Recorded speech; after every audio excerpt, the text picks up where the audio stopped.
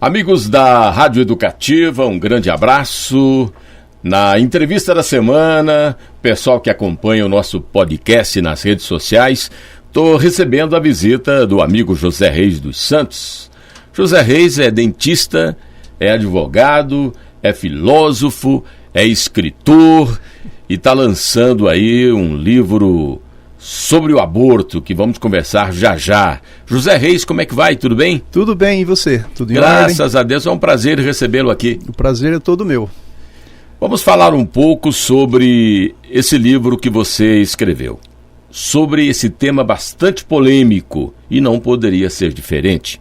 Aborto, bioética e direito, religião e ciência. Não foi fácil escrever esse livro, hein? Não foi fácil.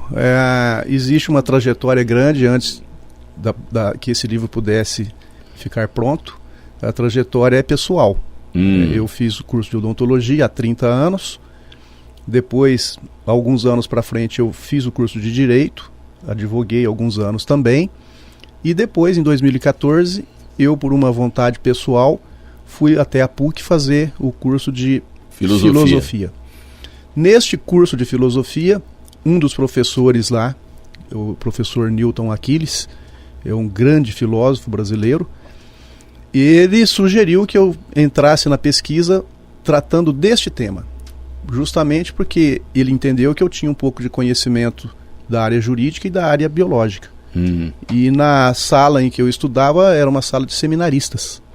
Então esse tema ele entendeu por bem que fosse trabalhado por mim. Então fiz o trabalho de pesquisa no mestrado e após a conclusão da dissertação eu transformei a dissertação nesse livro. O tema bastante complexo, polêmico, mas a gente conseguiu delinear bem o trabalho no sentido de fazer uma obra que não levante bandeiras, mas que aponte caminhos para o consenso, tendo em vista que a sociedade lida com esse tema há muito tempo e não é fácil, porque existe uma polarização muito grande de opiniões sobre o tema. Então a ideia de trazer num livro esse tema não é tarefa fácil mesmo, mas quando você está imparcial e apontando fatos e bons argumentos, o livro vai servir bem para quem quiser ler, tanto que seja contra o aborto, quanto os que sejam favoráveis ao aborto. Até para acrescentar no conhecimento próprio sobre o assunto. Sem dúvida. E para que fortaleça os argumentos. Justamente. Se a pessoa pode ser contra ou a favor, isso é liberdade de cada um, mas que tenha um maior conhecimento da causa. Que não seja apenas uma coisa mais leviana de ouvir dizer e não sabe profundamente do que está falando. O livro traz um conhecimento já da ciência de longa data sobre embriologia, sobre o direito, de três exemplos: países que são totalmente favoráveis ao aborto, países que são totalmente contrários ao aborto e países como o Brasil, que não permite o aborto, mas tem exceções. Como é o caso do estupro, má formação fetal e quando a gestante está em risco de vida por causa da gestação. E o livro, o tema ele é tão polêmico, que o próprio livro traz aqui, não vou dizer a diferença, o contraste, mas bioética e direito, religião e ciência. Isso. Que são bem contraditórias uma coisa com a outra. José Reis, você acabou de falar aqui sobre alguns países que são a favor, outros contra, citou o caso do Brasil. A gente conversava, inclusive em off, em algumas cidades, Estados Unidos, que são favoráveis, outras regiões são contra. Fala um pouquinho para a gente desses lugares. Pois bem, alguns países que são totalmente favoráveis ao aborto, basta a vontade da mulher. Então não exige nenhuma motivação a não ser a vontade dela. Nestes casos, eles conflitam com a Igreja Católica diretamente, porque a Igreja Católica ela é radicalmente contra qualquer tipo de aborto. inclusive de células-tronco. O uso de célula-tronco também é considerado aborto pela Igreja Católica, que foi a religião escolhida e eleita para ser trabalhada aí no livro. Os países que são radicalmente contrários estão alinhados com o pensamento da Igreja Católica, né? Não permite o aborto em hipótese nenhuma. E alguns países, como é o exemplo do Brasil, por lei, permite o aborto em 3 situações, das quais eu acho bastante plausíveis, que é os casos de estupro, é permitido por lei, má formação fetal e a mãe em risco. A lei brasileira ela é bastante conhecida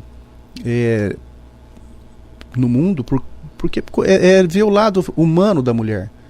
No Brasil existe uma situação sociológica complicada, porque muitas mulheres que fazem o aborto clandestino são mulheres de classe social desfavorecida financeiramente. Então elas procuram clínicas clandestinas, expõem a saúde, expõem a própria vida, né, em risco. Então isso é um dos argumentos bastante fortes para que se libere o aborto. Agora, tem que ver o direito da mulher, claro, mas tem que ver o direito do ser humano na vida intrauterina também. Então, resolver uma coisa tão preciosa que é a vida humana dessa forma, só por um argumento assim, eu acho que não é muito o caso. Teria que repensar a sociedade como um todo. No caso de estupro, não. É uma coisa muito séria. Não dá para exigir isso de uma mulher. A vida dela em risco, idem. Se ela está com a vida em risco, eu acho que ela tem que proteger a vida dela. E se hoje, com a ciência, com os exames, se detectou que o feto vai ser inviável, para que submeter a mulher a uma gestação inteira para depois o feto ser inviável e vir a falecer? Então são situações que o legislador brasileiro pensou e pensou muito bem, no sentido de defender a mulher nestas situações. Agora, por uma simples liberalidade dela, tem que rever, porque existem muitos meios para prevenir uma gestação. Então, se a mulher ficou grávida e não quer o bebê, é uma situação que tem que pensar muito bem, porque ela poderia ter evitado. Agora aí vai vir aquele argumento, mas e se faltou educação, faltou instrução? Tudo isso pode ter acontecido nessa nossa sociedade. Às vezes as meninas são mal orientadas, e aí gera outro problema, que aí ela fica grávida e aí ela quer abortar numa clínica que não tem condição nenhuma para fazer isso, expondo em risco. Problema de saúde pública. E são centenas de milhares de abortos que acontecem por ano. No livro tem um gráfico que indica isso, e que ainda é pequeno o número, porque é só daqueles abortos que deram errado, e que aí elas procuraram o SUS e aí foi registrado, porque o que deu certo não vai aparecer. Não aparece, E aquela mulher que tem uma condição financeira favorável, ela vai numa clínica particular, vai fazer com um risco bem baixo e também não vai aparecer em nenhuma estatística. Então o problema é muito grande. Aí vem as bases que o Estado tem que pensar, na educação e no apoio a essas mulheres. E a prevenção. A prevenção. Orientar as meninas sobre essa questão da gestação de uma forma que o Estado tem que prever como que vai fazer isso, porque é questão de educação. Justamente, É um assunto bastante polêmico, Veja bem, embora nós citamos aqui que nos Estados Unidos, alguns estados têm uma lei que permite, outros não, é um assunto em pauta hoje, no estado mais avançado do mundo, vamos dizer assim, os Estados Unidos, é um assunto em pauta, está em discussão atualmente. Sim, esse assunto está em pauta no mundo. Sempre tem no noticiário alguns países buscando resolver essa questão liberando o aborto. Essa semana eu já ouvi dizer que o Japão está em vias de liberar o aborto lá. Porque liberar talvez seja o caminho mais fácil para o Estado resolver. Agora, se nós pensarmos pelo lado humano, pelo lado da religião e pelo lado do direito, e nós temos que pensar que se o ser humano está em pé de igualdade em relação à lei, por exemplo, então se um homem de 90 anos tem direito como ser humano, direitos essenciais, a criança tem, a vida intrauterina também tem. Né? Que se nós pegarmos um homem e formos regredindo a existência dele, vai chegar um ponto que ele vai virar um zigoto, que é o momento da fecundação. Vai chegar lá. E o caminho então começa lá e vem desenvolvendo. Então, em que hora que começa a vida humana? A embriologia afirma que é no momento da fecundação. Então, se ocorreu... Esse item, esse detalhe da discussão, ela é interessante porque também não existe um consenso, né? Tem gente, não, é de não sei de quanto, até quanta semana pode, outro, a partir de que horas que começa a ter vida. É um outro problema sério também, né? É muito sério e difícil e bem polêmico, mas filosoficamente, quando é que começa a vida humana? Filosoficamente, a gente pode entender, pelos estudos da embriologia, que é no momento da fecundação, porque ali começa uma dinâmica de um novo ser. Aí alguém vai falar, mas não tem coração, mas não tem cérebro, não tem sentimento, né? A igreja também pode trazer a questão, onde é que tem a alma humana ali? Mas a questão é que se houve a fecundação, houve um início. Né? Aí, agora, vai querer pegar um pedaço no meio do caminho para determinar que é ali, é aí que gera polêmica. É. Porque alguém pode falar, é quando tem coração batendo. O outro fala, não, mas é quando tem consciência. Porque para o direito a pessoa humana é a que nasce viva. Mas isso no direito civil. Agora, em termos de essência de vida, quando que começa, a gente tem que ir mais longe. Então todas essas coisas, agora se você quer direito de igualdade, você quer defender os seus direitos, você tem que pensar no direito do outro também. Que o teu direito vai até onde começa o direito do outro. Então, se alguém diz, eu tenho direito de fazer isso, mas você não pode ferir o direito do outro. Então, assim, eu estou falando, se a mulher quer fazer o aborto porque ela entende que ela tem que gerir o corpo dela, aquele bebezinho que está lá também tem direito. Porque ele está lá, assim como nós estamos aqui na Terra. Ele é um ser individualizado lá dentro, por necessidade. Então, assim, não é que ele faça parte do corpo dela, ele apenas está se hospedando lá temporariamente e não chegou lá por vontade própria. Então, todas essas coisas têm que ser postas na balança, porque senão fica muito arbitrário e começa a ficar desumano, porque se você permite, veja bem aonde vai, se você permite aborto em qualquer fase da gestação, você, aos 6 meses de gestação, só falta amadurecer o pulmão para o ser humano estar viável. Com 7 meses já é viável. Então você está matando um ser humano. Ora. Então, se você pode matar um ser humano de 6 meses, qual a diferença de você matar um adulto? É polêmico. Né? Eu não estou aqui levantando bandeira, apenas apontando algumas questões fáticas que tem que ser levadas em consideração. Porque se você vai conversar com algumas mulheres feministas, algumas, não vou dizer todas, mas assim, um grande número delas é totalmente favorável ao aborto. E em qualquer circunstância, né, excetuando as que a lei brasileira prevê, que eu concordo, que nós falamos do aborto, má formação fetal e risco de vida da mãe, as outras, por mera vontade da mulher, me parece que precisa ser mais pensado. Precisa ser melhor elaborado, a sociedade precisa discutir, é um tema que tem que ir discutindo. Mas eu acho que de saída nessa discussão, nós temos que pensar no direito de igualdade, dos direitos fundamentais de todos os seres humanos, desde o começo até o final da vida. E o começo é intrauterino. Eu acho muito importante essas suas informações, e o livro ele acaba sendo muito importante também para quem quer se inteirar, ter mais conhecimento sobre o assunto, Porque ele mostra aí, por exemplo, a pessoa vai discutir, não adianta discutir o aborto só pelo lado da ciência, só pelo lado da religião, ele tem que ter o direito no meio.